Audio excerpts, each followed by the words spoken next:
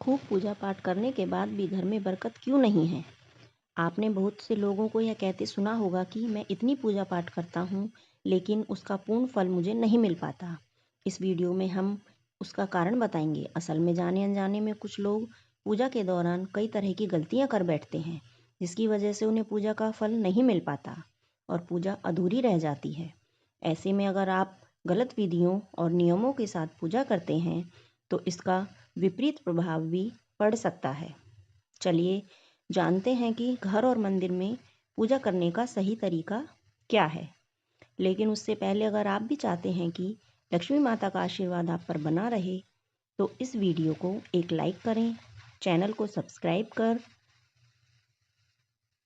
Subscribe कर लें और कमेंट बॉक्स में जय लक्ष्मी माता ज़रूर लिखें। नंबर 1, किसी भी देवी देवता या भगवान का पूजन करने से पहले स्नान किया जाता है। स्नान के पश्चात शांत मन से भगवान के सामने आसन पर बैठा जाता है और पूजा कभी भी खड़े होकर नहीं करनी चाहिए और ना ही खाली फर्श पर बैठकर पूजा करनी चाहिए। कुछ लोग पूजा करते समय जमीन पर ही बैठ जाते हैं, जो कि बिल्कुल गलत है। जिस तरह से आपने भगवान को बैठने के लिए आसन दिया है, ठीक उसी प्रकार स्वयं भी आसन पर ही बैठें। शास्त्रों में कंबल और कुश के आसन को पूजा के लिए शुभ माना गया है।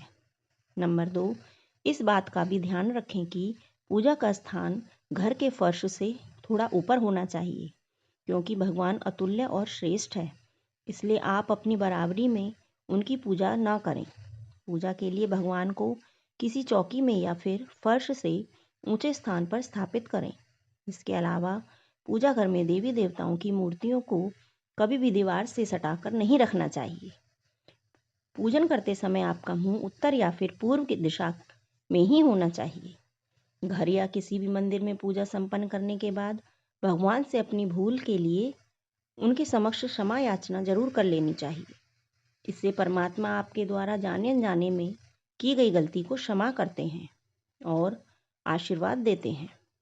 नंबर 3, पूजा घर हमेशा घर के ईशान कोण में ही रहना चाहिए। पूजा घर में किसी एक देवी देवता की मूर्ति एक से ज़्यादा नहीं होनी चाहिए। घर के मंदिर में किसी भी भगवान की मूर्ति 9 इंच या 22 सेंटीमीटर से छोटी होनी चाहिए। इससे बड़ी प्रतिमा घर में रखना शुभ नहीं माना जाता। बड़ी प्रतिमा को मंदिर में रखना चाहिए। अपने बेडरूम में कभी भी पूजा घर स्थापित ना करें और रात्रि के समय अपने पूजा घर को पर्दे से ढककर रखें। और पूजा घर में काम में आने वाली सभी चीज़ें जैसे शंख, घंटी, प्रसाद के बर्तन, दीपक, शिवलिंग, जनेऊ और भगवान शालिग्राम को साफ सुथरे कपड़े ऊपर रखना चाहिए।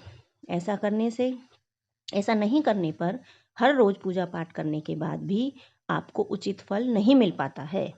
नंबर 4, शास्त्रों में उल्लेख है कि घर या मंदिर कहीं पर भी यदि आप सूर्यास्त के बाद रात के समय पूजा करते हैं, तो इस समय ना तो शंख बजाना चाहिए और ना ही घंटी बजानी चाहिए।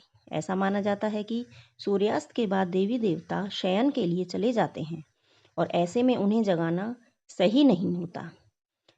इसलिए इस बात का सदैव ध्यान रखें कि सूर्यास्त के बाद घंटी और शंख बिल्कुल भी ना बजाएं।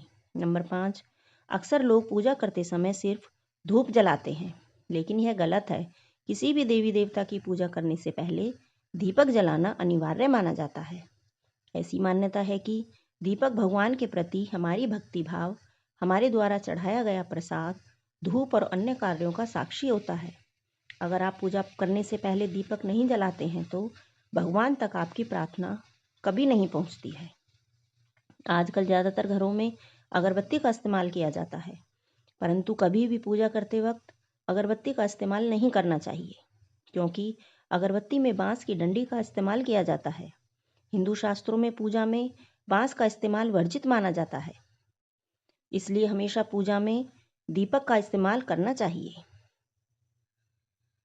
नंबर 6, अपने मंदिर या पूजा घर में कभी भी नग्न मूर्तियां ना रखें। देवताओं को वस्त्र सिलकर पहनाएं। आजकल बाजार में भी देवी देवता के वस्त्र जो होते हैं वो उपलब्ध होते हैं।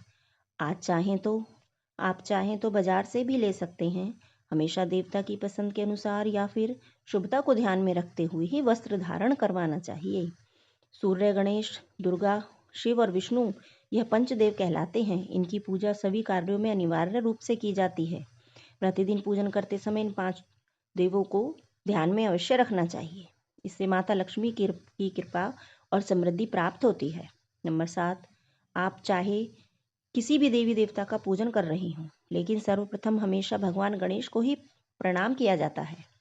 किसी भी हवन या किसी भी शुभ कार्य की शुरुआत में भगवान गणेश को प्रणाम करके ही शुरू की जाती है।